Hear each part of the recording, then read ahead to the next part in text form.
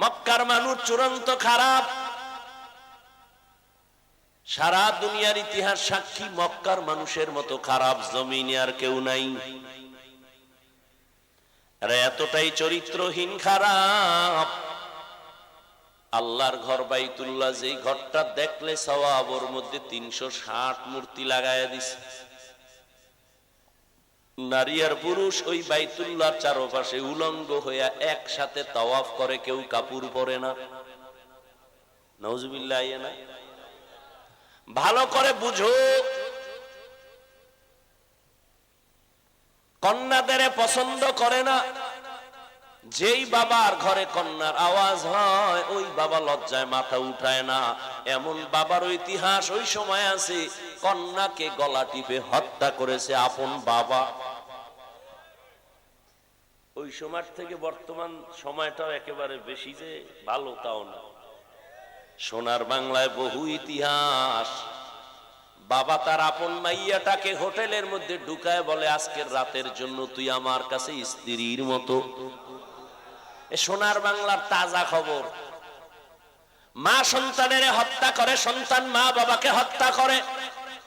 এ ঘটনা কি ইন্ডিয়া না সোনার বাংলা?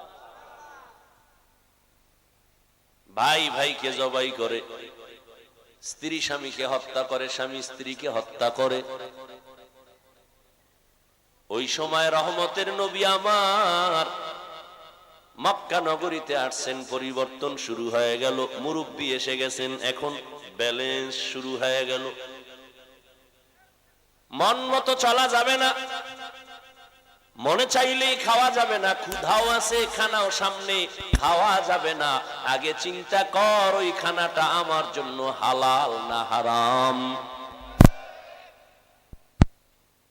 ক্ষুধাও আছে, খানাও সামনে, পাইলেই খাওয়া যাবে না। আগে সিদ্ধান্তে আসতে হবে, খানাটা পিওর, হালাল না হারাম। সাহাবায়ে কেরাম পেটে পাথর বেঁধেছেন, কিন্তু অন্যায় ভাবে কোন জিনিস ধরেন নাই। রহমতের নবী আসছেন। মক্কার মানুষগুলো নারীদের পছন্দ করে না, বিধবাদেরকে পছন্দ করে না, কন্যাদের পছন্দ করে না। রহমতের নবী আসার পর আমার আল্লাহ নবীর দিয়ে একটা প্রেসক্রিপশন তৈরি করলেন, কিয়ামত পর্যন্ত মানুষের জীবনের শেফা, রোগের ঔষধ, স্থায়ী প্রেসক্রিপশন। নতুন কারো এখানে কলম ধরা যাবে না। এমন এক প্রেসক্রিপশন দিলেন, কিয়ামত পর্যন্ত দুনিয়ার সব ধর্মের মানুষ যদি মুহাম্মদের প্রেসক্রিপশনটা ফলো করে, দুনিয়াও শান্তি, পরকালে বিনা হিসাবে জান্নাত।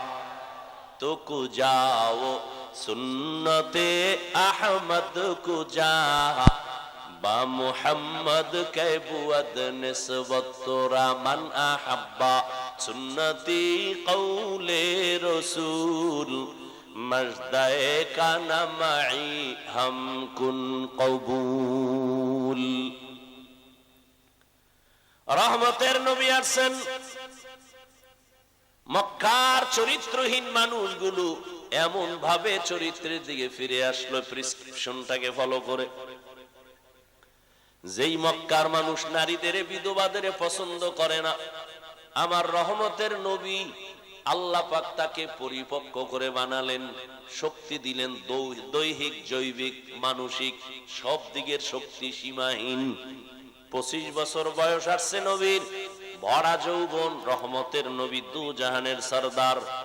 এই সময় আমার নবী আল্লাহর আইনে বিবাহের সিঁড়িতে আসলেন একজন বিধবা নারীকে নিয়ে। 2 জন স্বামী বিদায়ের পর তৃতীয় স্বামী আমার নবী। নবীর বয়স মাত্র 25। ওই সময় নবীর কাছে বিধবা নারীর প্রস্তাব আসলো, যার বয়স 40। নাম কি? খাদিজাতুল কুবরা রাদিয়াল্লাহু তাআলা আনহা। নবীজি দৃষ্টান্ত দিলেন, নীতি আদর্শ দিয়া দিলেন, ও দুনিয়ার মানুষ, নারীদেরকে অবহেলা করবা না। নারী ছাড়া তোমার সংসারে ফুলের বাগানে ফুল ফুটবে না। নারীদেরকে অবহেলা করা যাবে না। এরা যদিও নবী না, তবে সমস্ত নবী রাসূলদের মা। নারীদের মর্যাদা ইসলাম ছাড়া কেউ দেয় নাই। যারা বলে ইসলাম নারীর অধিকার দিতে পারে না, তারা চরিত্রহীন, লম্পট, স্বাধীনতার দুশ্মন। ইসলাম ছাড়া নারীর সম্মান কেউ দিতে পারে না, পারছে? বরং যারা চাপাবাজি করছে আমরা দিব, তারাই চাপাবাজি করে নারীদেরকে অপমান করেছে। পৃথিবীর কোন ধর্মে নারীর সম্মান দিতে পারে না। হিন্দু ধর্মের কিতাব খুলো, নারীদেরকে জুলুম করেছে, অপমান করেছে। খ্রিস্টানদের কিতাব খুলো, নারীদেরকে সেখানে অবিচার করেছে।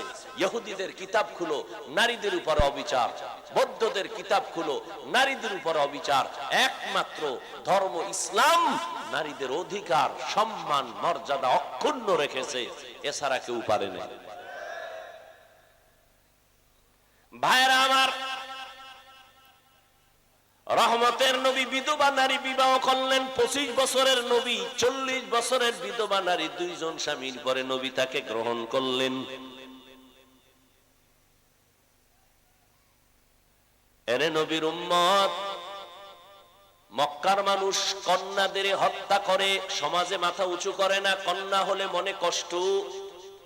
এখনো কিছু কিছু নিমক হারাম আহমক আছে, জাহেল আছে। ছেলে হলে খুশি হয়, মাইয়া হলে কষ্ট পায়। বউয়ের সাথে রাগ করে কথাই বলে না, মাইয়া হলো কেন। এরকম জাহেল মূর্খ আছে না নেই? মাইয়ার ছেলে বানানোর মালিক কি বউ? হ্যাঁ,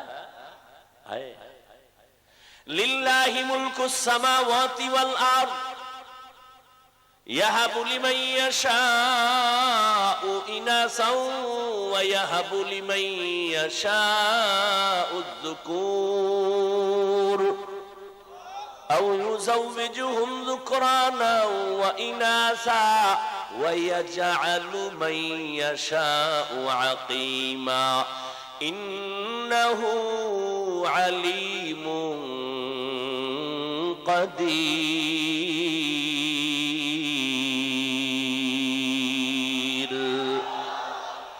কাদের কুদরত দারি বরকামাল আন্তা রব্বি আন্তা হাসবি যুল জালাল। তুহি কাদের জলিলুল্লাহ জাহাদার বহর হালে তুহি মেরা নেগাহদার। আসমান জমিনের মালিকানা কার হাতে? আল্লাহ বলেন আমি চাইলে কাউকে ছেলে দেই, কাউকে মেয়ে দেই, কাউকে দোনোটা দেই, কাউকে কোনোটাই দেই না।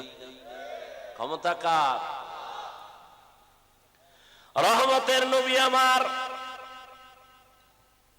নবীজি গর্ব করে বলে, ও দুনিয়ার মানুষ, আমি শ্রেষ্ঠ ব্যক্তি, আমার আল্লাহ আমাকে বেশি মহব্বত করেন, আর কোন নবীকে এই পরিমাণ মহব্বত করেন না। আমার উম্মতের আল্লাহ এত বেশি ভালোবাসেন, অন্য উম্মতের এই পরিমাণ ভালোবাসেন না। ওই নবী কি না চাইলে কি না পাইতাম। কিন্তু শুনে রাখো, আমি নবী, শ্রেষ্ঠ নবী, খাতামুন নবিয়্যিন, আমার কোনো ছেলে নাই, আমি মুহাম্মদ 4 কন্যার বাবা। নবীর ছেলে নাই, কয় কন্যার বাবা? নবী বলেন, কন্যা পাইছো কপাল খুলে গেছে, 1 কন্যা পাইছো, একটা জান্নাতের মালিক। সুবহানাল্লাহ। না, 2টা কন্যা পেয়েছো, 2 জান্নাতের মালিক। 3টা পেয়েছো, 3 জান্নাতের মালিক। 4 কন্যা পেয়েছো, 4 জান্নাতের মালিক। ছেলে হয়ে খুশি, আর এই ছেলের কারণে বাবার হাতে হ্যান্ডকাপ, ছেলের কারণে মা বাবার ইজ্জত শেষ।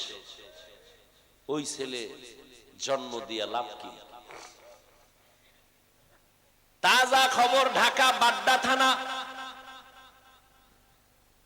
বাবায় কোটি কোটি কোটি কোটি টাকা রেখে মরে গেল। 2টা সন্তান শিক্ষিত কুলাঙ্গার।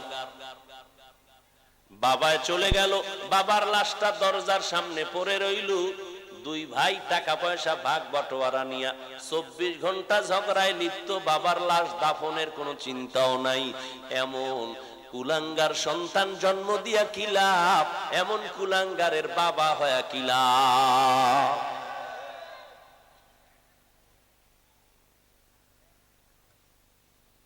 তোমার 10 ছেলের দ্বারা যদি কোনো উপকার হয়, এর থেকেও বেশি উপকার আল্লাহ দিতে পারেন একটা কন্যার দ্বারা।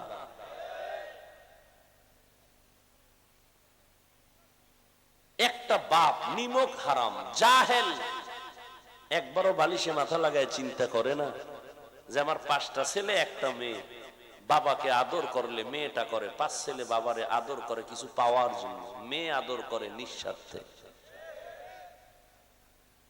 যখন বাবা বুড়া বুড়া হয়, মাইয়া এখনো কান্দে, আব্বুকে একবার দেখতে যাব, বারবার আসে, মাসে একবার, টেলিফোনে পাগল বানায় ফেলায়। আর ছেলেগুলো দোয়া ইনুস পরে মরে না কেন, সবকিছু আমরা নিব। এরপরও বাবায় খুশি ছেলে ভাইয়া, মাইয়ার উপরে খুশি না। ইসলাম বলে মাইয়ার উপরে খুশি হও, কপাল খুলে যাবে। নবীজি বলেন আমার কোনো ছেলে নাই, আমি 4 কন্যার বাবা। রহমতের নবী আসছেন, এখন চলাফেরার সীমাবদ্ধতা শুরু হয়ে গেল, নীতি নৈতিকতা ফিরায় দিলেন। মক্কার মানুষগুলো এখন ক্রমান্বয়ে দামি হতে শুরু হলো। আল্লাহ এক পর্যায়ে জিব্রাইলের একটা লিস্টি দিয়া পাঠায় দেয়, নবীরে জানায় দাও লিস্টির মধ্যে যাদের নাম আছে ঘোষণা দিয়া দিতে বলো নবীকে, এরা সবাই বিনা হিসাবে জান্নাতি। মক্কার মানুষ এত খারাপ, এখন তারা জান্নাতের সার্টিফিকেট পেয়ে গেছেন। কেমন জান্নাতি মানুষ? প্রথম সিরিয়ালে কার নাম বলেন না কেন? আবু বকর। কে সে আবু বকর? রহমতের নবী রাতের গভীরে শুনে কান্নার আওয়াজ। নবী বের হয়ে দেখেন রাতের বেলা এত গভীরে কে কাঁদে। দেখে মসজিদের ভেতরে আবু বকর দাঁড়ায় নামাজে কাঁদতেছে। সুবহানাল্লাহ। কে সে আবু বকর? রহমতের নবী বিদায়, পরবর্তী খেলাফতের দায়িত্বে আবু বকর আসছেন রাষ্ট্র পরিচালনার জন্য। আবু বকর এখন রাজনৈতিক নেতা, রাষ্ট্র পরিচালনা করেন। কিছুদিন পর বিবি সাহেবা বলেন আমার একটু মিষ্টি খাইতে মনে চায়। আবু বকর রাষ্ট্রীয় পর্যায়ের সর্বোচ্চ লেভেলে, বিবি কয় মিষ্টি খাবো, টাকার কি অভাব? পুরা রাষ্ট্র চালাইতেছেন আবু বকর, বিবি যদি কয় মিষ্টি খাবো, টাকার অভাব। আবু বকর কয় টাকা নাই মিষ্টি খাওয়ানোর। এই রাজনীতি শিখো আবু বকর থেকে, রাজনীতির শিক্ষক রহমাতুল্লিল আলামিন। রসুল আলাদা কোন পার্লামেন্ট আর সংসদ ভবন করেননি। রসুল মদিনার রাষ্ট্র চালানের সংসদ ভবন বানিয়েছেন মসজিদে নববী। রাজনৈতিক নেতা মসজিদ দখল করতে পারবে, রাজনৈতিক ওয়াজ করতে পারবে না কোন হুজুর। আল্লাহ হেদায়েত দান করুন।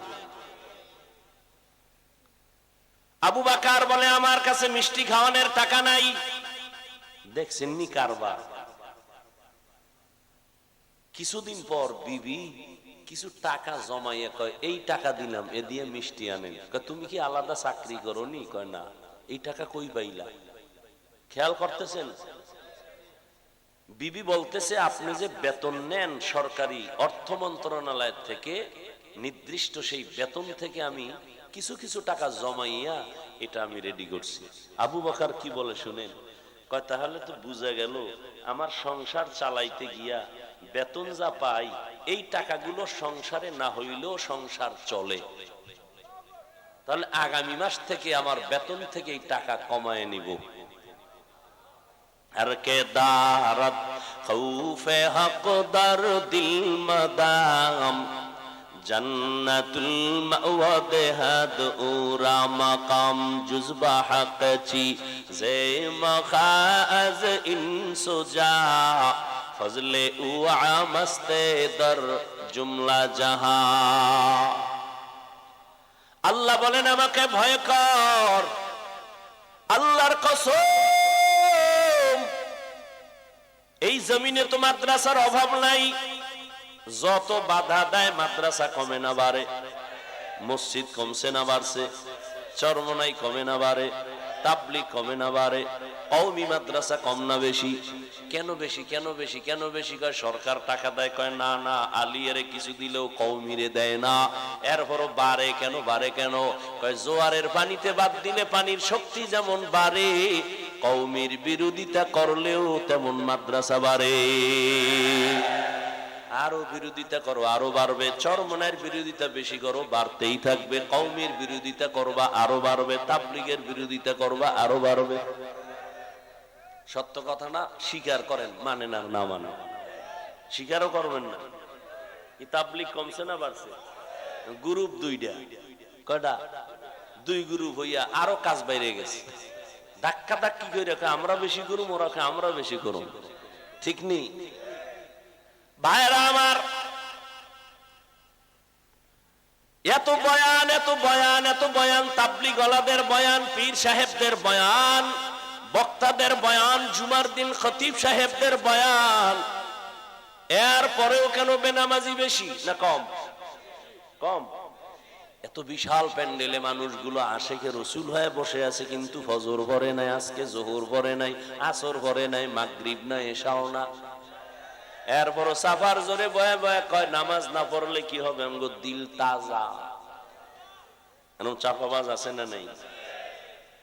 অথচ মদিনার নবী বলেন পৃথিবীর সব থেকে বড় চোর যে নামাজ পড়ে না। নবী কয় চোর, আর হে কয় কলব তাজা। চোরের কলব আর কি পরিমাণ তাজা! ও যুবক, এত বয়ান হওয়ার পরেও কেন আমলের খাতা শূন্য? তুমিও মুসলমান, আমিও মুসলমান, তোমার আল্লাহ আমার আল্লাহ এক, তোমার নবী আমার নবী এক, নাকি আলাদা? তোমার আমার কোরআন, এই মিয়া সত্য কথা বলো, কোরআন? যুবকেরা জবাব দাও। তোমার আমার কোরআন, কাবা, ধর্ম, কালেমা, আল্লাহ, নবী, দুনিয়াতে আসছি না তোমরা লুঙ্গি পরে আসছো? সব এক। বিদায় বেলা কাফন হবে 5টা না 3টা? কালার হবে আলাদা। আমগো হুজুর গো কাফনের কালার একরকম, তোমাদেরটা আর এক রকম। হ্যাঁ, আমি যত বড় বক্তা হই না কেন, আমার এত ভাব, আমি মুফতি মুফতি ভাব, আমি চেয়ারম্যান ভাব, আমি মাস্তান ভাব, আমি টাকাওয়ালার ভাব, আমি মুহাদ্দিস হওয়ার ভাব, আমি মুফতি হওয়ার ভাব, আমি প্রিন্সিপাল হওয়ার ভাব, যতই ভাব দেখাও না কেন, সাদা কাফনে যেদিন প্যাকেট হইবা সব ভাব বন্ধ হয়ে যাবে। জিন্দেগি মে বন্দগি তু করনা হে,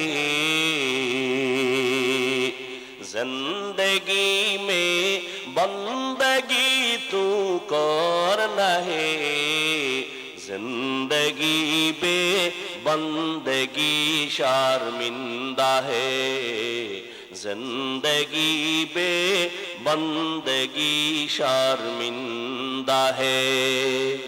दुनिया में हो दुनिया का तलबगार न हो, बाजार से गुजर हो खरीदार न हो। ये दुनिया एक मिसल कागज फूल है, ये दुनिया एक मिसल कागज फूल है, जिंदगी में बंदगी तू करना है, जिंदगी बे बंदगी शर्मिंदा है, जिंदगी बे बंदगी शर्मिंदा है। जिंदगी में बंदगी कुन बंदगी, बंदगी बे जिंदगी शर्मिंदगी। ও যুবক আল্লাহর গোলাম,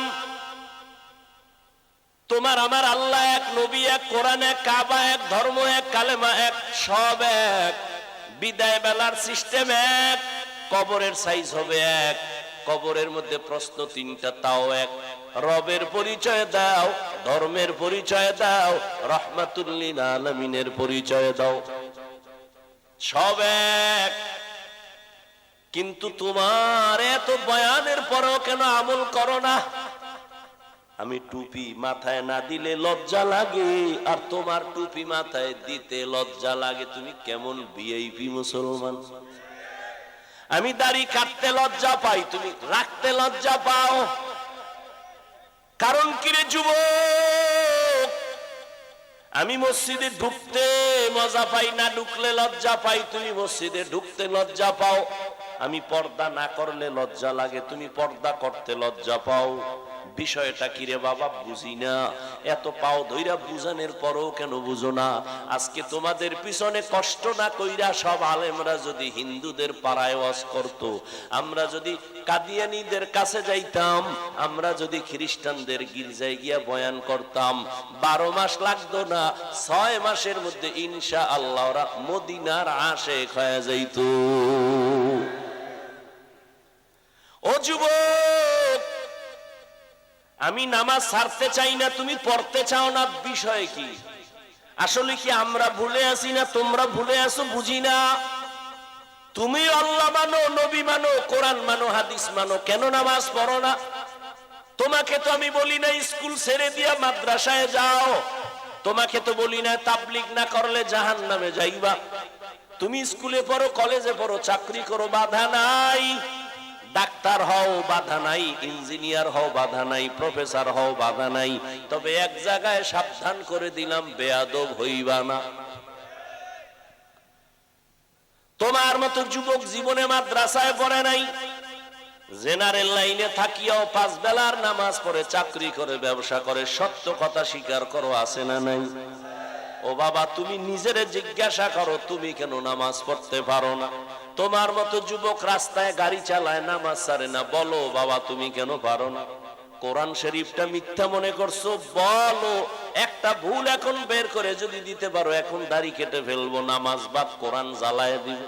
কিন্তু তুমি কেন 1500 বছর পর্যন্ত মহাপণ্ডিতেরা অপচেষ্টা করিয়াও কোনো ভুল বের করতে পারে নাই, বরং বহু বিধর্মীরা কালেমাওয়ালা মুসলমান হয়ে গেল? তাহলে এটাই চিরসত্য প্রমাণিত, আল্লাহর কোরআন সত্য, কোনো ভুল নেই। ওই কোরআনে বলো যুবক বাবারা, জান্নাতের বয়ান আসেনি, জাহান্নামের বয়ান আসেনি। ও বাবা, কেন মানো না? এত বয়ানের পরেও কেন আমল ভালো হয় না? এর একটাই মাত্র কারণ, তাকওয়া নাই, জাহান্নামের আযাবের ভয় তোমার আমার অন্তরে নাই। যদি থাকতো, নবীরা পর্যন্ত কোনো গুনাহ নাই, তারপরও মরণ পর্যন্ত কান্না করেছেন। আমার নবীর তো কোনো তুলনা নাই, সেই নবী পর্যন্ত জাহান্নামের ভয়ে কান্না করেন, সেই নবী নামাজের সিজদায় পড়ে কান্না করেন। আবু বকর জান্নাতের টিকিট পাইয়াও সারা রাত নামাজে কান্না করেন। তাদের তাকওয়ার অভাব নাই, ইখলাসের অভাব নাই, আমলের অভাব নাই। এরা ব্যবসা করে একুরেট ভাবে, চাকরি করে একুরেট ভাবে, জিহাদে যায় একুরেট ইখলাস নিয়া। এরপরও তারা যদি কান্না করতে পারেন, তোমার আমার আমল নাই, নামাজ নাই, রোজা নাই, তেলাওয়াত নাই, হালাল নাই, হারাম নাই, টুকটাক যা করি মানুষকে দেখাবার জন্য করি, না হয় মানুষ আমাকে সম্মান দিবে না। তাহলে চিন্তা করা দরকার, তারা এত সুন্দর আমল করিয়াও যদি জিন্দেগি ভর কান্নাই করেন, তোমার আমার তো কান্না করে তো বুক ফাটাইয়া চোখের রক্ত বের করা দরকার। অথচ কপাল এত খারাপ, নিজেও কাঁদে না, কারা কান্না করলেও তা পছন্দ করে না। চোখে পানি নাই, মোনাজাত দেয়, কিন্তু কান্না আসে না। মনে কইরো না তুমি সফল, না, তোমার কপাল খারাপ। কান্না না আসার কারণ হলো আল্লাহ তোমার গুনার কারণে বেজার, গুনার কারণে তোমার কলিজাটা শক্ত হয়ে গেছে, গুনার কারণে তোমার কলবটা মরিচিকায় ভরপুর, যে কারণে তোমার চোখে পানি আসে না রে বাবা। তুমি স্কুলে পড়িয়া ডাক্তার হও, ইঞ্জিনিয়ার হও, বাধা নাই, নামাজ ছাড়িও না, মা বাবার সাথে বেয়াদবি করিও না, আলেম ওলামার দোয়া নিয়ে চলো, ওলামায়ে কেরামের পরামর্শ নিয়ে নবীর তরিকা মানো, মুরব্বি মানিয়া চলো, মা বাবার দোয়া নাও, বরদোয়া নিও না, শিক্ষকের দোয়া নিয়ে চলো রে বাবা, বেয়াদবি করিও না। মনটাকে বুঝাও রে যুবক, কয়দিন আর দুনিয়ায় বাহাদুরি করবা? ছাত্র জনতার আন্দোলনে কত যুবকের তাজা প্রাণ চোখের সামনে চলে গেল, ঠিক নি? গাড়ির নিচে প্রতিদিন লাশ, পানির নিচে লাশ, এমন একটা দিন নাই যে লাশের খবর নেই। যুবকের লাশ আর লাশ, মরবি না, তোরে পিটাইয়া মারবে, ভাত খাওয়াইয়া মারবে, ঠিক নি? কয়দিন আর বাহাদুরি করবি রে বাবা? মরা তো লাগবেই। মনটারে প্রশ্ন করো, মন কোরআন সত্য নি যদি বলে হ্যাঁ সত্য, তাহলে গুনাহ নিয়ে কবরে গেলে জাহান্নামেটাও সত্য। মনটারে বুঝাও রে মন, আমার মতো যুবক যদি স্কুল কলেজে পড়িয়াও নামাজ পড়ে আমি কেন পারি না? আমার কপাল এত খারাপ কেন? মা বাবার বরদোয়া লাগলো নি, আল্লাহ বেজার হইল নি? আমার মতো যুবক যদি গাড়ি চালায় নামাজ পড়ে, কৃষি কাজ করে নামাজ পড়ে, নদীর মধ্যে মাছ ধরিয়া নামাজ পড়ে, আমি কেন পারি না?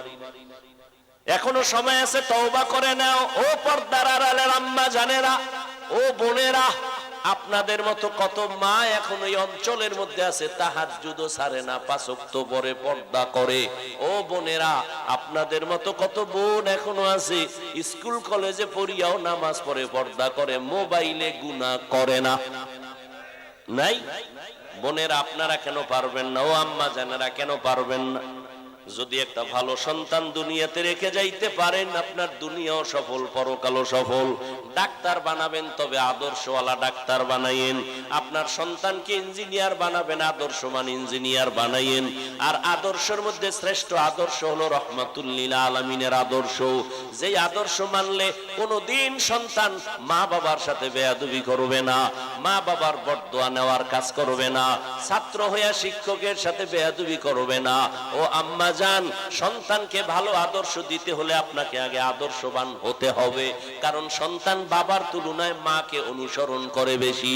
ও আম্মা জানেরা, এখনো সময় আছে, সন্তানটাকে আদর্শওয়ালা বানান।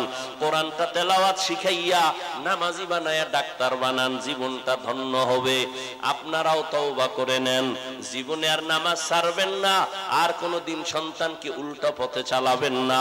ও বৃদ্ধ বাবাজিরা, আপনাদের মতো কত বাবারা এখনো বুড়া মানুষ মসজিদে গিয়া 5 বেলার নামাজ পড়ে, আপনি কেন পারেন না? মরণের ভয় কি নাই? এখনো সময় আছে, তওবা করে নেন।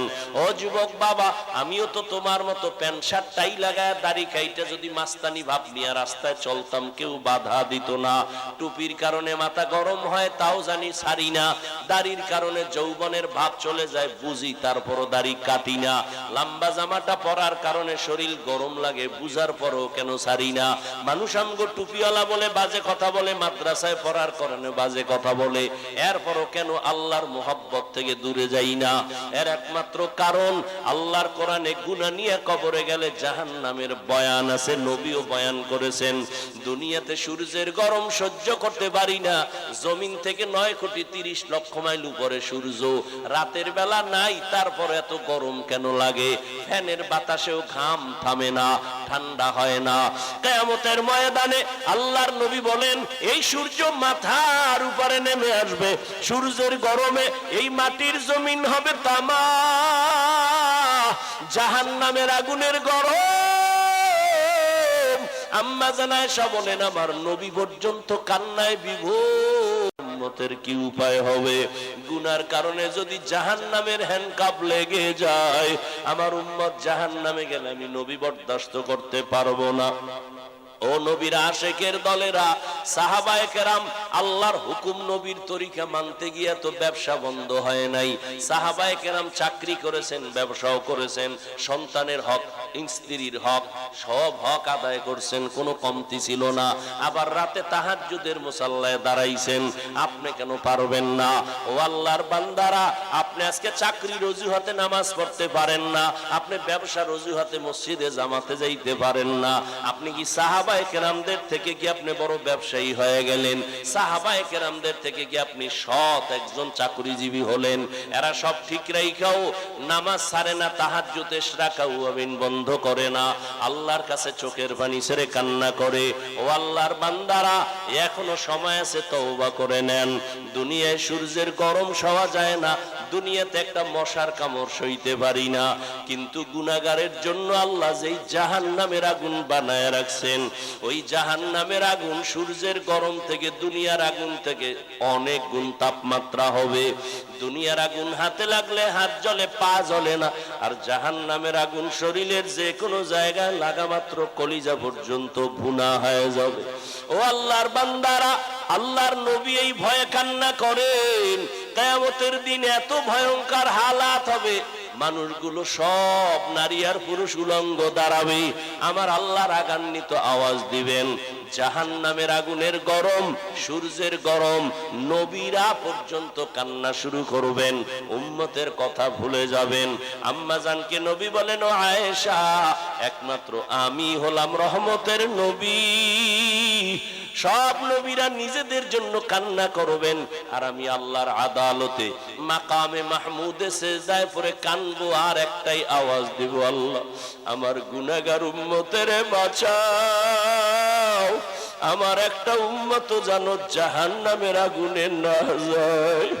ও আল্লাহ, আমার বাবা ছিল না, মা ছিল না, শুধু উম্মতের মোহব্বতেই ছিলাম।